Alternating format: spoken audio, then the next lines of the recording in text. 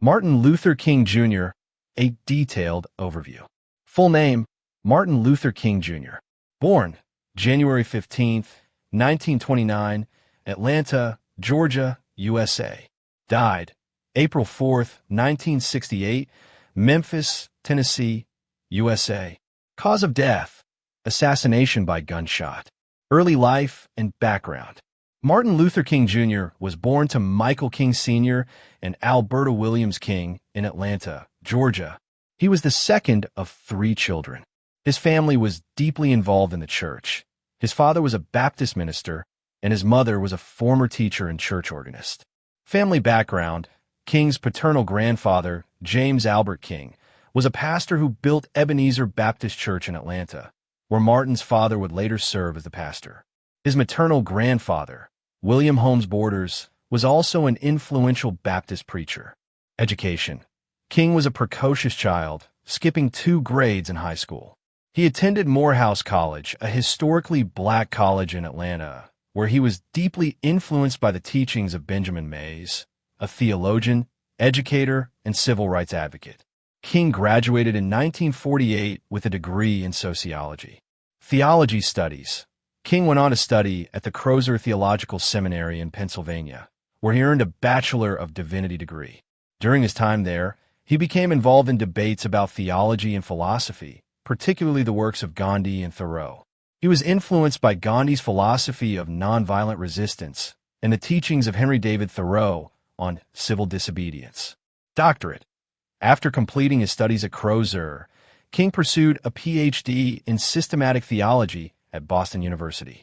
During this time, he met Coretta Scott, whom he would marry in 1953. They had 4 children: Yolanda, Martin III, Dexter, and Bernice. Influence of nonviolence. Gandhi's influence. King's exposure to Mahatma Gandhi's nonviolent resistance philosophy was central to his vision of social change. Gandhi's method of peaceful protest and civil disobedience inspired King's app. Influence of Christianity. King's faith also played a crucial role in his philosophy. His Christian beliefs led him to embrace the teachings of love, forgiveness, and reconciliation. He often quoted passages from the Bible, particularly those that focused on justice. Civil rights movement. Key moments: Montgomery bus boycott, 1955 to 1956. The turning point of King's career came in 1955, when he became involved in the Montgomery bus boycott in Montgomery, Alabama. The boycott was sparked by the arrest of Rosa Parks, an African-American woman who refused to give up her seat to a white man on a segregated bus. King, a young pastor at the time, was chosen as the spokesperson for the boycott. Leadership in the boycott. King's leadership during the boycott helped elevate him as the figurehead of the civil rights movement. The boycott lasted for over a year and successfully ended the city's policy of segregation on public buses. It also helped establish King as an advocate for nonviolent resistance. Southern Christian Leadership Conference, SCLC. In 1957, King helped found the Southern Christian Leadership Conference, SCLC, which became a major force in the civil rights movement. The SCLC was a network of churches and other organizations working for racial equality and justice, using nonviolent methods to challenge segregation. Nonviolent protest. King's philosophy of nonviolence and his ability to organize peaceful protests became a hallmark of his leadership. He believed in the power of peaceful resistance, rooted in Christian and Gandhian principles. The Birmingham Campaign, 1963. One of the most dramatic moments in the civil rights movement came in 1963 during the Birmingham Campaign. Birmingham, Alabama, was one of the most segregated cities in the United States. King and other leaders launched a campaign of sit-ins, marches, and other forms of nonviolent protest. Letter from Birmingham Jail. While in jail for participating in these protests, King wrote his famous Letter from Birmingham Jail, which became a key text in the civil rights movement. In the letter, King defended the use of civil disobedience and nonviolent protest in the face of unjust laws. Oh, famous quote: "Injustice anywhere is a threat to justice everywhere." Media coverage. The events in Birmingham. including the brutal response by police who used dogs and fire hoses on peaceful protesters, shocked the nation and garnered worldwide attention, rallying more people to the cause of civil rights. The March on Washington, 1963. On August 28, 1963, King delivered his iconic "I Have a Dream" speech during the March on Washington for Jobs and Freedom. This march was one of the largest demonstrations in American history, with over 250,000 people participating. King's speech called for racial equality and an end to discrimination.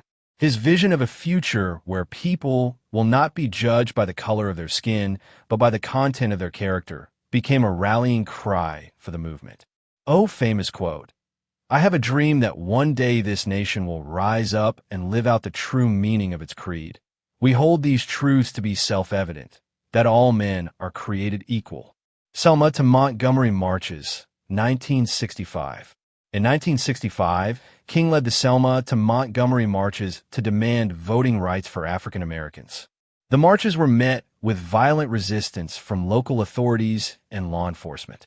The brutal treatment of protesters, including the infamous Bloody Sunday on March 7th, shocked the nation and led to the passage of the Voting Rights Act of 1965, a major legislative victory for the civil rights movement.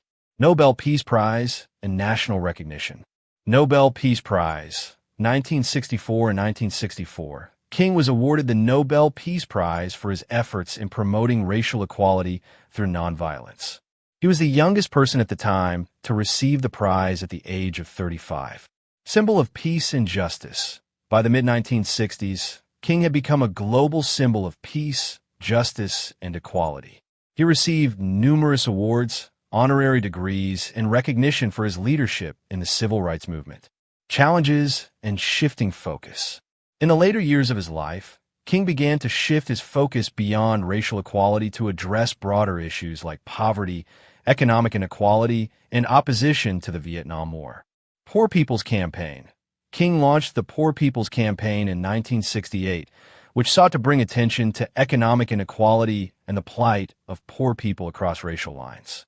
His plan was to organize a march on Washington to demand economic justice and decent living standards for all Americans, regardless of race. Opposition to the Vietnam War. In 1967, King publicly spoke out against the Vietnam War, criticizing the U.S. government's involvement in the conflict. He argued that the war was a drain on resources that could otherwise be used to address poverty and racism at home. Assassination and legacy. Assassination. On April 4, 1968, King was assassinated by James Earl Ray in Memphis, Tennessee, while he was in the city to support a sanitation workers' strike. His death sent shockwaves through the nation and the world. Funeral and mourning. King's funeral was attended by thousands, and his death was met with widespread grief and national mourning. Riots erupted in several U.S. cities in response to his assassination. Posthumous recognition. Federal holiday. In 1983, Martin Luther King Jr. Day was established as a federal holiday, celebrated every year on the third Monday of January to honor his life and legacy. Monuments and memorials. Numerous statues and memorials have been dedicated to King, including the Martin Luther King Jr. Memorial in Washington, D.C., which opened in 2011. Ongoing impact. King's work continues to inspire movements for civil rights, social justice, and equality around the world. His nonviolent approach to social change is still studied and emulated by activists today. Key quotes. 1. Injustice anywhere is a threat to justice everywhere. 2. I have a dream that one day little black boys and girls will be holding hands with little white boys and girls.